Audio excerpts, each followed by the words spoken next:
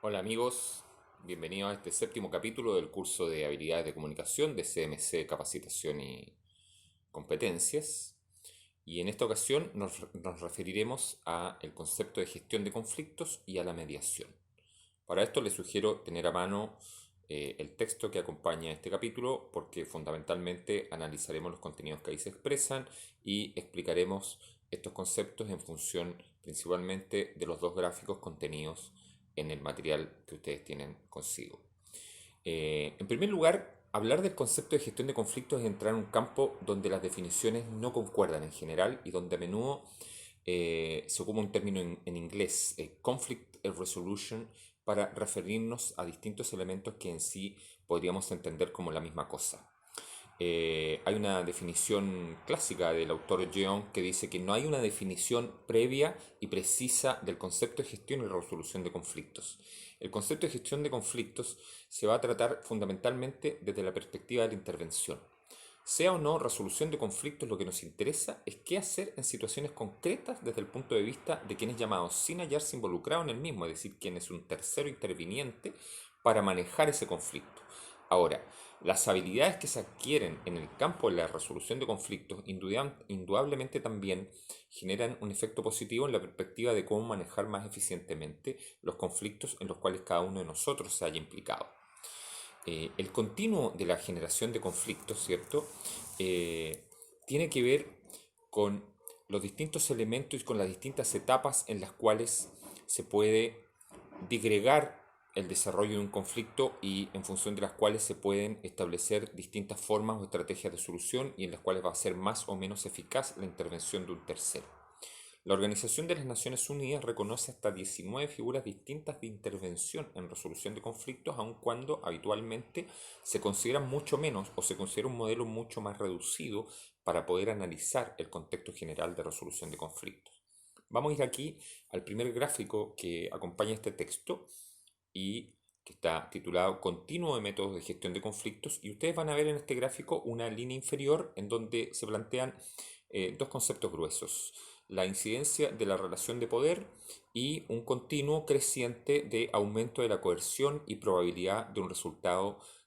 gana-pierde, es decir, un resultado en el extremo de la generación de presión o de la existencia de coerción en el proceso de resolución del conflicto, un resultado en el cual una de las partes va a quedar del todo insatisfecha y otra de las partes va a quedar del todo satisfecha, a diferencia de eh, etapas iniciales del proceso en los cuales la no existencia de coerción y la búsqueda del consenso va a generar un nivel de satisfacción simétrica entre ambas partes intervinientes. En la primera etapa vamos a hablar de aquello que tiene que ver con la decisión privada de las partes, es decir, cuando todavía no se integra oficialmente y con aceptación de ambas partes a un tercero que vaya a generar una mediación en la resolución del conflicto. Tenemos como primera etapa dentro de lo que podría ser la decisión privada de las partes la evitación del conflicto, que ambas partes o una de ellas decida no afrontar el conflicto que se percibe que está surgiendo y adopte algún tipo de actitud de evitación o de reducción de las problemáticas asociadas al conflicto que se está generando.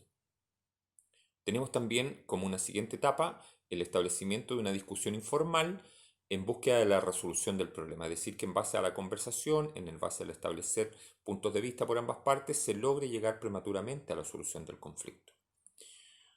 Luego pasamos a una siguiente etapa que es la etapa de negociación, es decir, en donde establecemos aquello que queremos y establecemos también aquello que estamos dispuestos a entregar para poder resolver el conflicto satisfactoriamente, no solo en función de lo que nosotros pretendemos, sino también en función de aquello que está en juego entre las partes que intervienen en él. Y por último, dentro de lo que tiene que ver con la decisión privada de las partes, vamos a tomar la decisión consciente de llamar a un mediador y de permitir la intervención de un mediador. Y entonces pasamos a una etapa que está establecida también en este gráfico, que se llama decisión de un tercero de carácter privado. Esta decisión de un tercero de carácter privado puede ser una decisión administrativa, es decir, algo que está previamente pautado en un contrato, en una definición de reglas, en un acuerdo previo que es de conocimiento de ambas partes. O bien, si esto no es suficiente, vamos a pasar a lo que vamos a denominar un arbitraje, es decir, en donde nosotros vamos a determinar que vamos a entregar autoridad en un tercero para que esté en función de la evaluación de la situación, de la evaluación de los argumentos de las partes en conflicto y del contexto general de relación que él tiene para tomar una decisión, decida en función de su propia perspectiva cuál debe ser la solución del conflicto que se le ha planteado a él como mediador. Luego, vamos a pasar a lo que tiene que ver con la decisión de un tercero autorizado legalmente, es decir, entramos al ámbito judicializado. Es decir, vamos a procurar resolver un conflicto en función de una decisión judicial. Si ustedes se dan cuenta, al principio señalábamos cómo había un creciente en función de la coerción. Vamos desde una estrategia personal de evitación del conflicto hasta este punto en donde ya estamos hablando de la búsqueda de una decisión por la vía judicial, una vía que indudablemente está definida por los elementos coercitivos que están integrados en el marco legal al cual nosotros nos adscribimos como miembros de una sociedad particular. Tenemos entonces la posibilidad de acceder a una decisión judicial cuando esto cae en el ámbito de la decisión judicial o si es de una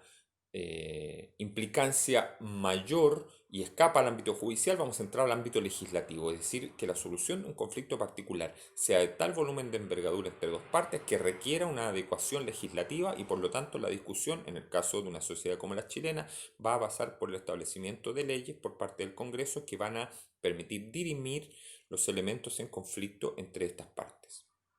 Y luego, como parte final de este primer cuadro de descripción, vamos a tener la decisión extralegal mediante la coerción. Es decir, las decisiones de carácter legal van a acabar en el ámbito previo, en donde tenemos la decisión de un tercero autorizado legalmente. En este cuarto ámbito vamos a ver cómo a determinado nivel de resolución de conflictos van a aparecer las acciones directas de alguna de las partes intervinientes o de ambas. Vamos a tener una primera forma de accionar directamente mediante una estrategia no violenta y vamos a tener como etapa final la acción directa de una o de ambas partes intervinientes mediante una acción violenta. Es decir, que mediante la imposición de la fuerza se busque resolver un conflicto. En un contexto entre países, por ejemplo, el máximo extremo sería una declaración de guerra, la invasión de un país, la imposición de una fuerza por una situación relacionada con el uso de las armas, ¿cierto? Con, con la imposición de un criterio, con la imposición de un objetivo en particular que va en desmedro de aquello que otro país establece como lo que le parece apropiado para sí. Tenemos una disputa, ¿cierto?, entre las autoridades de ambos países o las instituciones que gobiernan estos y se genera una resolución de carácter violento que indudablemente, si bien está amparado por un contexto general de legislación internacional, va a escapar al ámbito judicial o al ámbito legislativo tradicional. Y eso en cuanto al continuo de métodos de gestión de conflictos. Luego tenemos dos grandes líneas en términos de lo que es la resolución de la intervención de conflictos y la definición de la forma en que se establecen estas líneas de intervención en resolución de conflictos. La primera es la heterocomposición, cuya idea central reside en que un tercero toma una decisión respecto a cómo resolver el conflicto. Un juez, un árbitro, el rey, el jefe de la tribu, etc. Supuesto en el que se presume que el tercero tiene capacidad de decisión y de ejecutar lo decidido. Y la autocomposición, supuesto en el que son las partes las que arreglan entre sí sus diferencias y si interviene un tercero, este no tiene capacidad decisoria, sino capacidad de influencia limitada, es decir, lo que entendemos como un mediador desde la forma más sencilla posible, y este ámbito, la autocomposición, estaría mucho más vinculado en el cuadro anterior con la decisión privada de las partes, y la heterocomposición estaría mucho más vinculada a los ámbitos de decisión de un tercero de carácter privado y de decisión de un tercero de carácter legal. Luego, tenemos que destacar que la mediación como técnica de resolución de conflictos funciona apoyada fundamentalmente en dos grandes ejes que van a estar también descritos en el segundo cuadro que acompaña este texto. Estos dos grandes ejes son el poder y la confianza. Se pretende que las partes en conflicto utilicen al máximo su propio poder y sus recursos y que el mediador se mantenga en lo posible neutral e imparcial. Esto hace que se piense que mientras las partes son propietarias de su conflicto, el mediador lo es del proceso de resolución de acuerdo con esas mismas partes. La confianza se construye desde la voluntariedad con que las partes entran en el proceso de gestión del conflicto hasta la confidencialidad que se otorga a lo tratado en el proceso o la propia expectativa de la actividad que se reputa del mediador. La mediación puede ser vista como un proceso de desbloqueo de un conflicto a través de la intervención de un tercero que se remite a la propia capacidad de las partes para hallar la solución de sus dificultades. Sin embargo, todos los mediadores experimentados y la misma investigación acerca de las estrategias de resolución de conflictos han dado una importancia crucial y creciente a un aspecto del problema: el análisis del conflicto. El análisis del conflicto tiene que ver con la composición del lugar que se va a hacer el mediador respecto de lo que está ocurriendo. Es decir, la imagen mental, el constructo que va a generar el mediador llamado a ser parte de intervención en un conflicto para poder tomar una decisión apropiada a la búsqueda de los objetivos que implica eventualmente satisfacer a una o ambas partes. Y el conflicto en general se puede agrupar al menos en 6 grandes aproximaciones que están también definidas en el siguiente párrafo titulado como algunos aportes del pensamiento actual sobre el conflicto y que los invito a revisarlo con exhaustividad y con mucho detalle. Estas 6 aproximaciones eh, en el ámbito de las organizaciones tienen que ver primero con un nivel micro, es decir, un ámbito psicológico, aquel conflicto que tiene que ver con problemáticas puntuales y personales de algunos de los intervinientes, un nivel macro, sociológico, en donde las relaciones sociales establecidas al interior de las organizaciones cobran la principal relevancia, y el análisis económico poniendo particular énfasis en la toma de decisiones. Además de estos 3 puntos de vista, psicológico, sociológico y económico, basados en el contenido, cabe acercarse al tema en razón del origen del área de investigaciones, resultando entonces que habría que añadir el campo de las relaciones laborales, el regateo y la negociación y la utilización de terceros en la resolución del conflicto. Es decir, siempre aparece la intervención de terceros como un elemento fundamental cuando lo que queremos es resolver un conflicto mediante una estrategia de mediación que, como les decía anteriormente, lo primero que busca es satisfacer las necesidades y los objetivos de ambas partes. Cuando esto no es posible, siempre vamos a llegar a una resolución estratégica de gana o pierde. Ahora, los conflictos se pueden describir en función de distintos modelos. Y para esto tenemos una descripción general en varios puntos que es la siguiente. En primer lugar, los conflictos se originan en una variedad de fuentes. Nunca hay una fuente única de generación del conflicto. Los conflictos habitualmente siguen un curso predecible, tienen un patrón fácil de observar, fácil de describir y que por lo tanto va a facilitar al ojo experto del mediador la intervención y la propuesta de una solución. Los conflictos se manifiestan de muchas maneras y todos tienen consecuencias positivas y negativas. Es imposible suponer que en una situación de conflicto vamos a llegar a una alternativa de solución que va a generar un volumen de satisfacción sin ninguna percepción de pérdida por alguna de las partes. El conflicto y la conducta de manejo de los conflictos es adaptativa, es decir, nosotros vamos a sufrir una suerte de evolución durante el proceso de intervención en un conflicto que nos va a ir generando una apreciación diferenciada de los distintos elementos en discusión, de los distintos elementos en cuestión, y vamos a ir adaptando el manejo que queremos darle a ese conflicto en función del devenir que éste tiene. Vamos a acompañar este proceso por un cambio de conductas, por un cambio de actitudes, por un cambio de estrategias de pensamiento.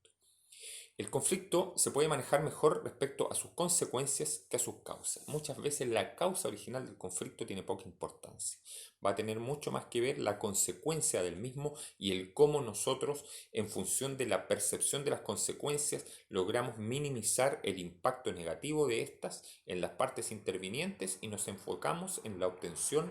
de resultados positivos.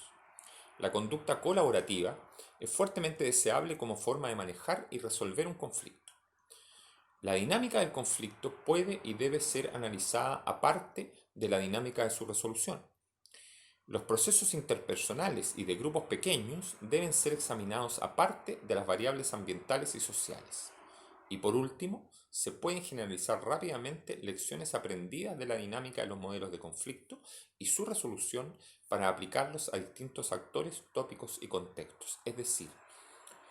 cuando nosotros aprendemos a reconocer la dinámica de los modelos de conflicto, cuando aprendemos a reconocer los patrones y el curso predecible que estos tienen, como mencionábamos al principio, cuando logramos abstraernos de las fuentes que lo originan, cuando logramos entender que lo relevante en la evaluación de un conflicto y en la búsqueda de una solución van a ser las consecuencias del mismo y no las causas de este, y en donde logramos separar lo personal o lo de grupos pequeños de influencia de los elementos sociales globales y de los elementos ambientales en torno al cual el conflicto se desarrolla, nosotros vamos a estar mucho más cerca y mucho más capacitados para poder intervenir apropiadamente en la resolución de un conflicto. Hasta aquí dejamos esta exposición teórica, ¿cierto?, que acompaña el texto que corresponde a este capítulo. Los invito a estudiarlo en profundidad. Son solamente 7 páginas. Muchos de los conceptos ahí vertidos ya han sido descritos por mí en este video. Así que les deseo un buen resultado en la evaluación y acompáñennos en el octavo y último capítulo de este curso de habilidades de comunicación. Que estén muy bien.